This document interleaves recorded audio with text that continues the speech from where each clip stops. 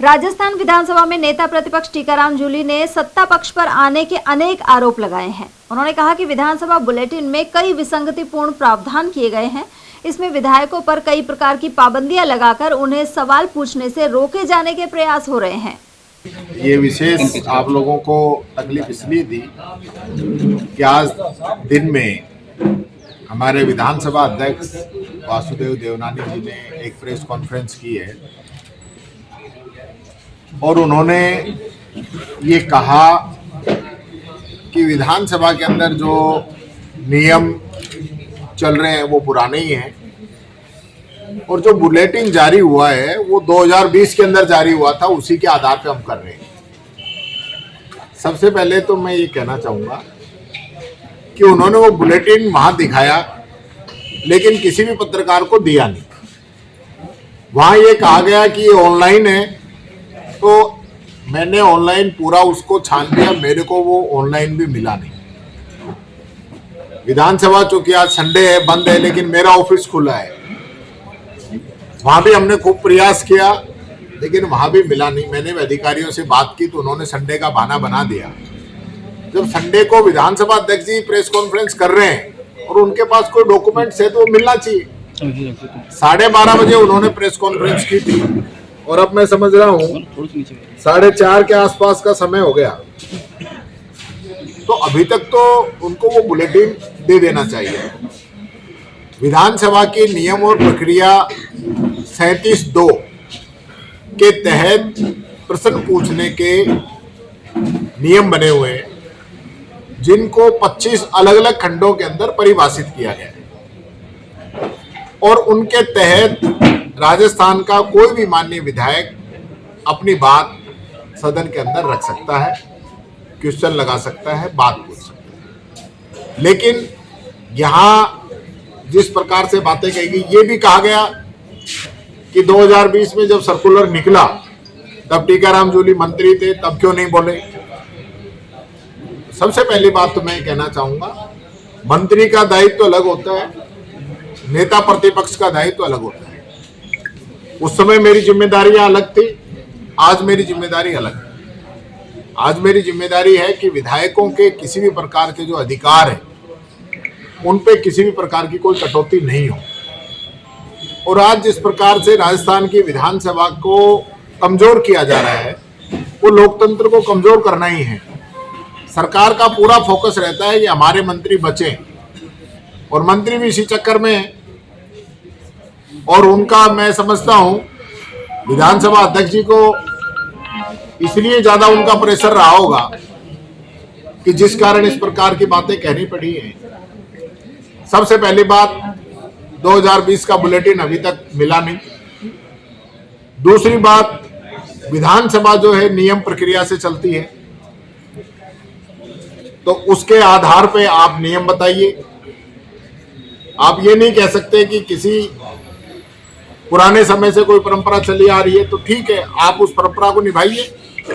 लेकिन आप जिस प्रकार से इस सत्र के अंदर आप देख रहे होंगे कि लगातार जब से बीजेपी की सरकार बनी है तो विधायकों पे कई प्रकार के बाउंडेशन लगाए जा रहे हैं और जो प्लेटफॉर्म हमें मिला है, अब आप ये देखिए, बजट पास होगा पूरे प्रदेश का, कोई एक विधानसभा का थोड़ी बजट पास हो रहा है। और ये बजट सत्र है तो विधायक पूरे प्रदेश की बात करेगा या अपनी विधानसभा की बात करेगा। और विधायक अपनी विधानसभा की बात करेगा तो जिले और प्रदेश की बात कौन करेगा। ये मजाक बना दिया इन लोगों ने। कई बार तो मैं सोचता हूं कि कौन लोग हैं जो इनको ये ज्ञान देते हैं। विधानसभा के अंदर स्थगन की एक प्रक्रिया है कि विधानसभा का जैसे आज का समय समाप्त होने के बाद में और अगले दिन विधानसभा जब शुरू होगी, कार्यवाही समाप्त होने के बाद और अगले दिन की कार्यवाही शुरू होने से पहले अगर कोई इंपॉर्टेंट घटना हो जाती है तो स्थगन के माध्यम से माननीय विधायक को उसके अंदर अपनी बात कहने का अधिकार है। उधर नेता प्रतिपक्ष टीकाराम जूली ने बताया कि 28 जनवरी से बजट सत्र शुरू हो रहा है और इसमें कई मुद्दों को उठाया जाएगा। उन्होंने आरोप लगाया कि भाजपा सरकार ने पिछले 2 साल की बजट घोषणाओं पर अमल नहीं किया है, वहीं तमाम वर्ग इस सरकार से परेशान है। साथ ही पूर्वी राजस्थान नहर परियोजना पर भी काम शुरू नहीं हो पाया है। जूली ने SIR के माध्यम से साजिश किए जाने के आरोप भी दोहराए। साथ ही कहा कि भाजपा नेतृत्व के इशारे पर कांग्रेस के मतदाताओं को मतदाता सूचियों से हटाया जा रहा है। उनका खुद का निर्वाचन क्षेत्र अलवर ग्रामीण इसका उदाहरण है। राजस्थान की विधानसभा का सत्र जो है 28 जनवरी से शुरू होने वाला है। ये सरकार ऑलरेडी घबराई हुई है। इतने मुद्दे पूरे राजस्थान के अंदर बन चुके हैं जिसका जवाब ये सरकार नहीं देना चाहती। और हकीकत ये है कि ये इसी प्रकार का माहौल बनाएंगे, जवाब देंगे नहीं। हम सवाल पूछेंगे तो फिर ये भागने का काम करेंगे और उल्टा एक पब्लिक परसेप्शन ये बनाना चाहेंगे कि विपक्ष जो है कार्रवाई को चलने नहीं देना चाहते। अब भाई हम इनकी कोई जयकारे लगाने के लिए तो वहां जाते नहीं, जनता की आवाज उठाने के लिए जाते हैं। अगर हम राजस्थान की जनता की जायज मांग को अगर सदन के अंदर रखते हैं और सरकार जवाब नहीं दे तो बिना जवाब दिए तो सदन की कार्रवाई चलेगी नहीं। जवाब तो देना पड़ेगा। नियमों में, कानून में, बाबा साहब अम्बेडकर के बनाए हुए संविधान में ये अधिकार सभी विधायकों को मिले हैं। मेरे को तो बड़ा आश्चर्य होता है कई बार मैं जब देखता हूं तो विधानसभा को एक फॉर्मेलिटी के रूप में लेते हैं, क्योंकि इनको बजट पास कराना है तो सदन तो बुलाना ही पड़ेगा। बस बजट पास कराओ और चल दो। तो अब की बार भी मेरे को लगता है कि ये सदन जो है ये लोग लंबा नहीं चलाएंगे।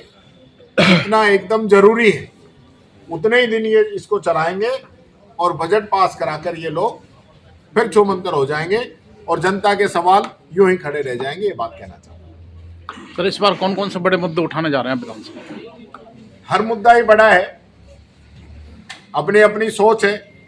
किसी को कोई मुद्दा बड़ा लगता है, किसी को कोई मुद्दा बड़ा लगता है। सर, SIR अगर गरीब को समय पे रोटी नहीं मिले तो उसके लिए तो वही बहुत बड़ी बात है। अभी बलराम जी ने SIR का मुद्दा उठाया आज था। प्रदेश के अंदर जो हालात हैं, चाहे युवाओं की हम बात करें, युवाओं को धोखे में रखा गया, नौकरियों का वादा किया गया, अभी कोई नौकरियां नहीं दी गई है।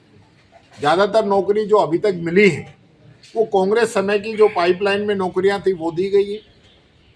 किसानों से वादा किया 2700 गेहूं का समर्थन मूल्य देने का, 12,000 किसान सम्मान निधि देने का, दिन के अंदर बिजली देने का, बाजरे की समर्थन मूल्य पे खरीद करने का। ये सारे जो वादे किए थे उनकी तो छोड़िए, न बीज दे पाए न खाद दे पाए। मजदूरों के लिए लेबर कोड और लेके आ गए 4, जिसका विरोध पूरे देश के अंदर हो रहा है। रोजाना एक्सीडेंट हो रहे हैं, हालत खराब है। ERCP के नाम पे वोट मांग के गए, यमुना जल के नाम पे वोट मांग के गए। आज स्थिति क्या है? ये सारे जो इश्यूज हैं जो आमजन से जुड़े हुए हैं, पुरानी जो हमारी स्कीम थी उनको बंद करने का काम ये कर रहे हैं, नाम बदलने का काम कर रहे हैं। ये सारे इशू